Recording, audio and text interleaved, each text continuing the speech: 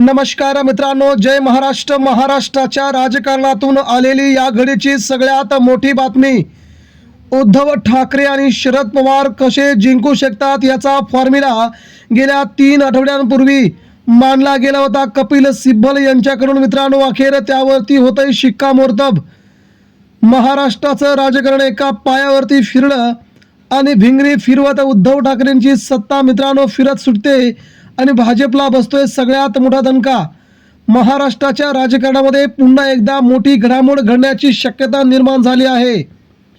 एकनाथ शिंदे यांच्या नेतृत्वाखालील झालेल्या शिवसेनेतील बंडानंतर सुरू झालेल्या आमदार अपात्रतेच्या प्रकरणावरती आता सर्वोच्च न्यायालयात महत्त्वपूर्ण टप्प्यावरती सुनावणी मित्रांनो सुरू होते.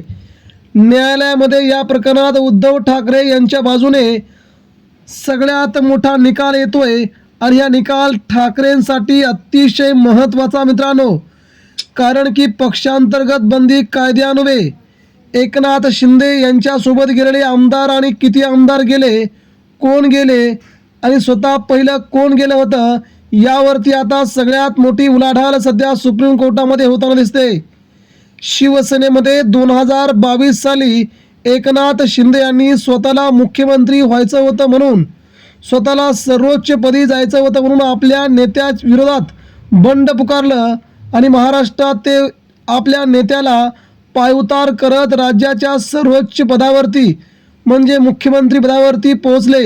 आणि मित्रांनो, तिथूनच सुरू झाला प्रवास ठाकरे विरोधात एकनाथ शिंदे. मित्रांनो, त्या बंडानंतर एकनाथ शिंदे यांच्यासोबत गेलेल्या अनेक आमदारांविरोधात अपात्रतेची याचिका उद्धव ठाकरेंनी दाखल केली होती. हा वाद सुरुवातीला विधानसभा अध्यक्षांकडे गेला. त्यानंतर या प्रकरणाची सुनावणी सुप्रीम कोर्ट ऑफ इंडिया मध्ये झाली आणि आता मित्रांनो अंतिम निर्णय उत्सुकता लागली असतानाच आता मात्र सगळ्यात मोठी राजकीय खळबळ सध्या राज्याच्या राजकारणामध्ये येताना जाणवते आहे. मित्रांनो, कपिल सिब्बल या उद्धव ठाकरेंच्या सगळ्यात मोठ्या बड्या वकिलाने ठाकरेंचा विजय अगदी काही पावलावरती आणून ठेवलाय आणि इकडे मात्र शिंदे सेनेमध्ये वावटळ उठलंय, वादळ उठलंय, अस्वस्थता पसरली असून सगळीकडे संताप निर्माण होऊ लागलाय. आजच शिवसेनेच्या वतीने सांगण्यात आलंय की आगामी 2 दिवसामध्ये ठाकरेंचा विजय असेल आणि एकनाथ शिंदे घरी बसतील. अशा प्रकारची शिवसेनेच्या नेत्यांनी काही कमेंट्स केल्या होत्या.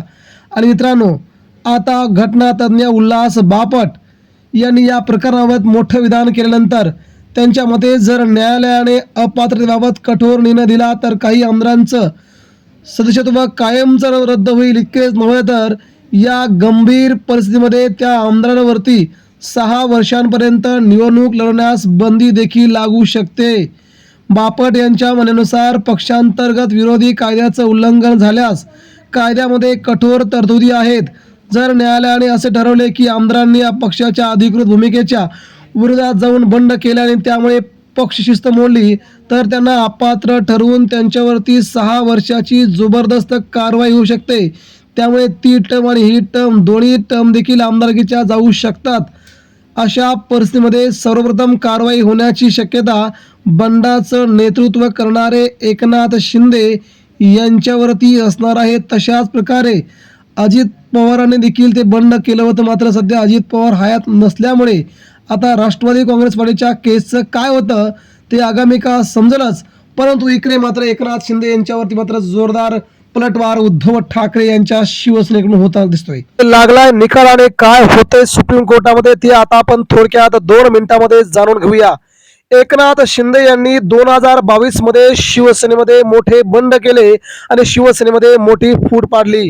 एकनाथ शिंदे यांनी फूट पाडल्याच्या नंतर सगळ्या आमदारांनी मला पाठिंबा दिला असं म्हणत महाराष्ट्राचं मुख्यमंत्रीपद स्वतःच्या पदरात पाडून घेतलं.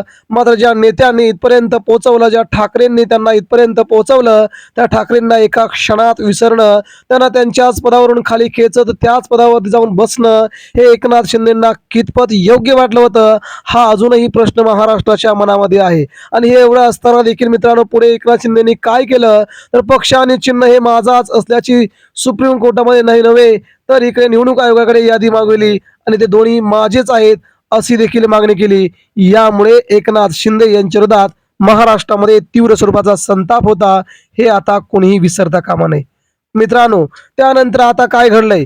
2022 मध्ये शिवसेनेत मोठी फूट पडली होती. त्यावेळी एकनाथ शिंदे यांनी मोठ्या संख्येने आमदारांना सोबत घेत पक्ष नेतृत्वाविरोधात बंड केलं. त्यानंतर राज्यात राजकीय उलथापालथ झाली. उद्धव ठाकरे यांच्या नेतृत्वाखालील सरकार कोसळलं. पुढे एकनाथ शिंदे यांनी देवेंद्र फडणवीस यांच्या पाठिंब्यानं सरकार स्थापन केलं. या संपूर्ण घडामोडीवरती उद्धव ठाकरे गटाने सुरुवातीपासूनच आक्षेप घेतला होता. त्यांच्या मते पक्षाच्या अधिकृत आदेशाच्या विरोधात जाऊन बंड करणाऱ्या आमदारांवरती कारवाई झाली पाहिजे. त्यामुळेच अपात्रतेची याचिका दाखल करण्यात आली. हे प्रकरण गेली अनेक महिने राजकीय आणि कायदेशीर चर्चेला विषय बनले आहे. राजकीय विश्लेषकांच्या मते जर सर्वोच्च न्यायालयाचा निर्णय उद्धव ठाकरे यांच्या बाजूने लागला तर महाराष्ट्राच्या राजकारणामध्ये पुन्हा एकदा मोठा भूकंप होऊ शकतो. आणि अपात्रतेचा निर्णय लागल्यास काही आमदारांचा नव्हे तर सगळ्याच्या सगळ्या आमदारांपैकी 16 आमदारांचं प्रथमतः त्यांचं आमदारकी पद रद्द होऊ शकतं आणि उरलेल्या सगळ्या 25 आमदारांचं देखील काहीच दिवसामध्ये आपलं पद रद्द होऊ शकतं. अशा प्रकारे मित्रांनो, आणि त्याचा थेट परिणाम सत्तेच्या समीकरणावर देखील आगामी काळात होऊ शकतो. तसेच 6 वर्षाची निवडणूक बंदी लागू झाल्यास संबंधित नेत्यांचे राजकीय भविष्यही धोक्यात येऊ शकतं. त्यामुळे या प्रकरणाकडे संपूर्ण देशाचं लक्ष लागलंय. विशेषतः शिवसेना आणि महाराष्ट्राच्या राजकारणासाठी हा निर्णय ऐतिहासिक ठरू शकतो, असे तज्ज्ञांचं मत आहे. दरम्यान या प्रकरणावरती अंतिम निर्णय काय येतो याची सर्वांना उत्सुकता लागली आहे. सुप्रीम कोर्ट ऑफ इंडिया या भूमिका काय घेतं, अपात्रतेच्या याचिकावरती काय आदेश देते, यावर पुढील राजकीय समीकरण ठरणार आहेत. एकीकडे उद्धव ठाकरे समर्थकांना न्यायालयाकडून मोठा दिलासा मिळेल अशी अपेक्षा आहे, तर दुसरीकडे एकनाथ शिंदे गट देखील आपली बाजू मजबूत असल्याचा दावा सुप्रीम कोर्टामध्ये करत आहे. त्यामुळे सर्वोच्च न्यायालयाचा निर्णय महाराष्ट्राच्या राजकारणासाठी अत्यंत निर्णायक ठरणार हे मात्र नक्की. मात्र या निकालाकडे संबंध महाराष्ट्राचा नव्हे, उद्धव ठाकरेंच्या सामान्य शिवसैनिकांपासून ते एकनाथ शिंदेच्या बड्या बड्या आमदार मंत्र्यांचं लक्ष लागलंय. उद्धव ठाकरेंच्या बाजूने निकाल फिरण्याच्या अगोदरच शिंदे गटातील काही आमदार, काही मंत्री, काही नेत्यांनी आता उद्धव ठाकरेंशी संपर्क साधण्यास सुरुवात केली होती.